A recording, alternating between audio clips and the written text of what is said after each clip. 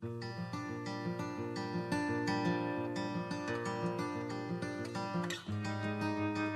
is February the 8th. Today we see the golden calf.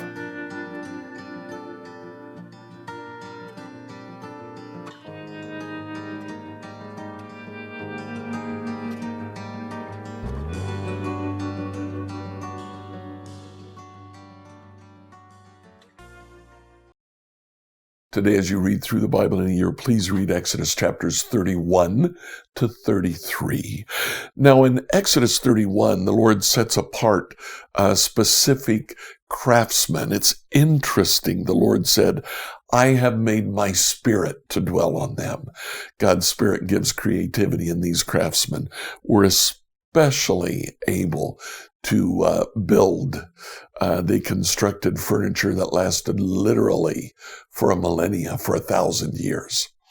Now, in chapter 32, we have the story of the golden calf. You probably remember that from reading about it before. While Moses was on Mount Sinai, the people came to Aaron and said, make us idols that we can worship. And Aaron does. He fabricates a golden calf, probably made a shape of a calf out of wood and then covered it with gold. Moses comes down and says, what have you done? It's important for us to know that in making the golden calf, Israel was not saying this is to replace Yahweh. This is to substitute the God who brought us out of Egypt. Oh no. They said, this is the God who brought us out of Egypt.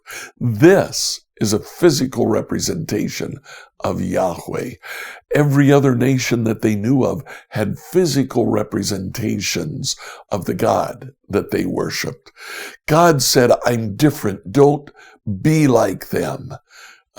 Treat me differently. By making the golden calf, this was simply a way that Israel used to make God more visible, to make God more tangible. You might think, what's wrong with that? Well, in essence, it made God more common. And God said, don't do that. I am different. You wear different clothes when you come in to lead Israel in worship. You use different incense, different oil to anoint. I am different. Worship me differently. Well, Moses understood that. He chastised Israel for what they did. And then in chapter 33, very interesting, it seems almost like Moses did the same thing as Israel. He said, God, let me see you. But the big difference was Israel created something they could see. Moses went to God and said, God, let me see you. The Lord told Moses, Moses, if I show myself to you, you'll die. Instead, hide here in a little indentation in the rock. I'll cover your eyes as I walk by. When I walk by, you can see my backside. Moses did, and he fell to his knees and wept. Enjoy today as you read Exodus 31 to 33. Then the Lord said to Moses, Look, I have specifically chosen Bezalel son of Ur, grandson of Hur, of the tribe of Judah. I have filled him with the Spirit of God, giving him great wisdom, ability, and expertise in all kinds of crafts. He is a master craftsman, expert in working with gold, silver, and bronze. He is skilled in engraving and mounting gemstones and in carving wood. He is a master at every craft. I have personally appointed Aholiab, son of Ahisamach, of the tribe of Dan, to be his assistant. Moreover, I have given special skills to all the gifted craftsmen, so they can make all the things I have commanded you to make. the tabernacle, the ark of the covenant, the ark's cover, the place of atonement, all the furnishings of the tabernacle, the table and its utensils, the pure gold lampstand with all its accessories, the incense altar, the altar of burnt offering with all its utensils, the wash basin with its stand, the beautifully stitched garments, the sacred garments for Aaron the priest, and the garments for his sons to wear as they minister as priests, the anointing oil, the fragrant incense for the holy place. The craftsman must make everything as I have commanded you. The Lord then gave these instructions to Moses. Tell the people of Israel, be careful to keep my Sabbath day, for the Sabbath is a sign of the covenant between me and you from generation to generation. It is given so you may know that I am the Lord, who makes you holy. You must keep the Sabbath day, for it is a holy day for you. Anyone who desecrates it must be put to death. Anyone who works on that day will be cut off from the community. You have 6 days each week for your ordinary work, but the 7th day must be a Sabbath day of complete rest, a holy day dedicated to the Lord. Anyone who works on the Sabbath must be put to death. The people of Israel must keep the Sabbath day by observing it from generation to generation. This is a covenant obligation for all time. It is a permanent sign of my covenant with the people of Israel. For in 6 days the Lord made heaven and earth, but on the 7th day he stopped working and was refreshed. When the Lord finished speaking with Moses on Mount Sinai, he gave him 2 stone tablets inscribed with the terms of the covenant written by the finger of God. Exodus 32. When the people saw how long it was taking Moses to come back down the mountain, they gathered around Aaron. "Come on," they said, "let's make some gods who can lead us. We don't know what happened to this fellow Moses, who brought us here from the land of Egypt." So Aaron said, "Take the gold rings from the ears of your wives, sons, and daughters, and bring them to me." All the people took the gold rings from their ears and brought them to Aaron. Then Aaron took the gold, melted it down, and molded it into the shape of a calf. When the people saw it, they exclaimed, "O Israel, these are the gods who brought you out of the land of Egypt." Aaron saw how excited the people were, so he built an altar in front of the calf. Then he announced, "Tomorrow will be the festival to the Lord." The people got up early the next morning to sacrifice burnt offerings and peace offerings. After this, they celebrated with feasting and drinking, and they indulged in pagan revelry. The Lord told Moses, "Quick, go down the mountain. The people who you brought from the land of Egypt have corrupted themselves. How quickly they have turned away from the way I commanded them to live. They have melted down gold and made a calf, and they have bowed down and sacrificed to it. They are saying, 'These are our gods, O Israel, who brought you out of the land of Egypt.'" Then the Lord said, "I have seen how stubborn and rebellious these people are.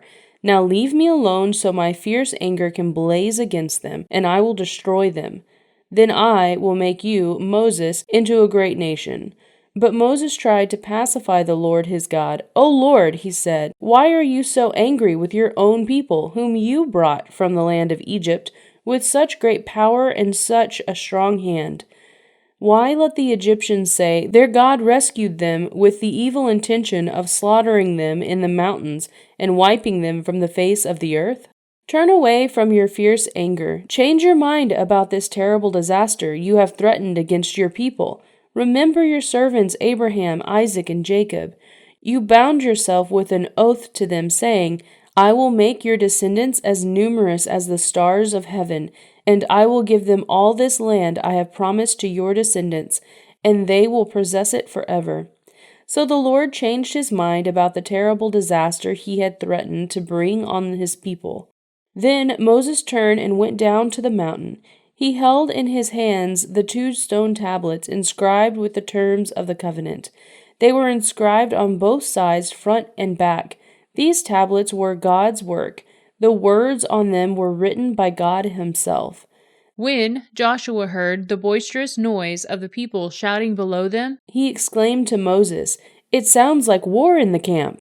But Moses replied, "No, it's not a shout of victory nor wailing of defeat. I hear the sound of a celebration." When they came near the camp, Moses saw the calf and the dancing, and he burned with anger. He threw the stone tablets to the ground, smashing them at the foot of the mountain. He took the calf they had made and burned it. Then he ground it into powder, threw it into the water, and forced the people to drink it. Finally, he turned to Aaron and demanded, "What did these people do to you to make you bring such terrible sin upon them?" "Don't get so upset, my lord," Aaron replied. "You yourself know how evil these people are. They said to me, 'Make us gods who will lead us.' We don't know what happened to this fellow Moses, who brought us here from the land of Egypt. So I told them, 'Whoever has gold jewelry, take it off.'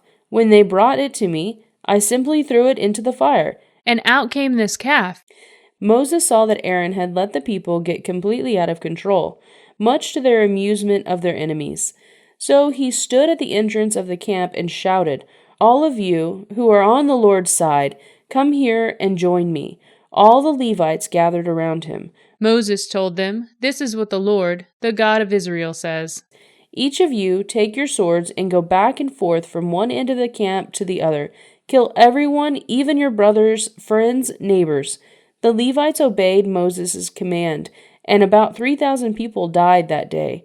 Then Moses told the Levites, "Today you have ordained yourselves for the service of the Lord, for you obeyed him even though it meant killing your own sons and brothers. Today you have earned a blessing."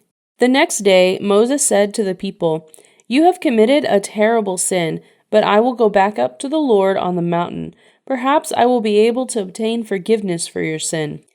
So Moses returned to the Lord and said, "Oh, what a terrible sin these people have committed. They have made gods of gold for themselves. But now, if you will, only forgive their sin. But if not, erase my name from the record you have written." But the Lord replied to Moses, "No, I will erase the name of everyone who sinned against me. Now go, lead the people to the place I told you about. Look, my angel will lead the way before you, and when I come to call the people to account, I will certainly hold them responsible for their sin." Then the Lord sent a great plague upon the people because they had worshipped the calf Aaron had made. The Lord said to Moses, "Get going, you and the people you brought up from the land of Egypt. Go up to the land I swore to give to Abraham, Isaac, and Jacob." I told them, "I will give this land to your descendants, and I will send an angel before you to drive out the Canaanites, Amorites, Hittites, Perizzites, Hivites, and Jebusites. Go up to this land that flows with milk and honey, but I will not travel among you, for you are a stubborn and rebellious people. If I did, I would surely destroy you along the way." When the people heard these stern words, they went into mourning and stopped wearing their jewelry and fine clothes. For the Lord had told Moses to tell them, "You are a stubborn and rebellious people. If I were to travel with you for even a moment, I would destroy you. Remove your jewelry and fine clothes while I decide what to do with you." So, from the time they left Mount Sinai, the Israelites wore no more jewelry or fine clothes. It was Moses' practice to take the tent of meeting and set it up some distance from the camp. Everyone who wanted to make a request of the Lord would go to the tent of meeting outside the camp. Whenever Moses went out to the tent of meeting, all the people would get up and stand in the entrance of their own tents. They would all watch Moses until he disappeared inside. As he went into the tent, the pillar of cloud would come down and hover at its entrance while the Lord spoke with Moses. When the people saw the cloud standing at the entrance of the tent, they would stand and bow down in front of their own tents. Inside the tent of meeting, the Lord would speak to Moses face to face, as one speaks to a friend. Afterwards, Moses would return to the camp, but the young man who assisted him, Joshua, son of Nun, would remain behind in the tent of meeting. One day Moses said to the Lord, "You have been telling me, 'Take these people up to the promised land,' but you haven't told me whom you will send with me. You have told me, 'I know you by name, and I look favorably on you.' If it is true that you look favorably on me, let me know your ways so I may understand you more fully and continue to enjoy your favor. And remember that this nation is your very own people." The Lord replied, I will personally go with you, Moses, and I will give you rest. Everything will be fine for you. Then Moses said, If you don't personally go with us, don't make us leave this place. How will anyone know that you look favorably on me and your people, if you don't go with us? For your presence among us sets your people and me apart from all other people on the earth. The Lord replied to Moses, I will indeed do what you have asked, for I look favorably on you, and I know you by name. Moses responded, Then show me your glorious presence. The Lord replied, I will make all my goodness pass before you, and I will call out my name, Yahweh, before you. For I will show mercy to anyone I choose, and I will show compassion to anyone I choose. But you may not look directly at my face, for no one may see me and live. The Lord continued, Look, stand near to me on this rock. As my glorious presence passes by, I will hide you in the crevice of the rock, and cover you with my hand until I have passed by. Then I will remove my hand and let you see me from behind, but my face will not be seen. Scripture reading from the New Living Translation by Emily Herrera. Like, follow, and subscribe to this devotional on whatever platform you use to listen to it. Email your questions to us at questions@becomehope.com. Tomorrow, we'll see a second covenant made. On Thursdays of every week, New Hope Church puts on its YouTube channel the sermon from the previous week. If you'd like to hear last week's sermon, please go to our YouTube channel, New Hope Church, Greenwood, IN. You can listen to just the sermon from last Sunday. That's New Hope Church, Greenwood, IN.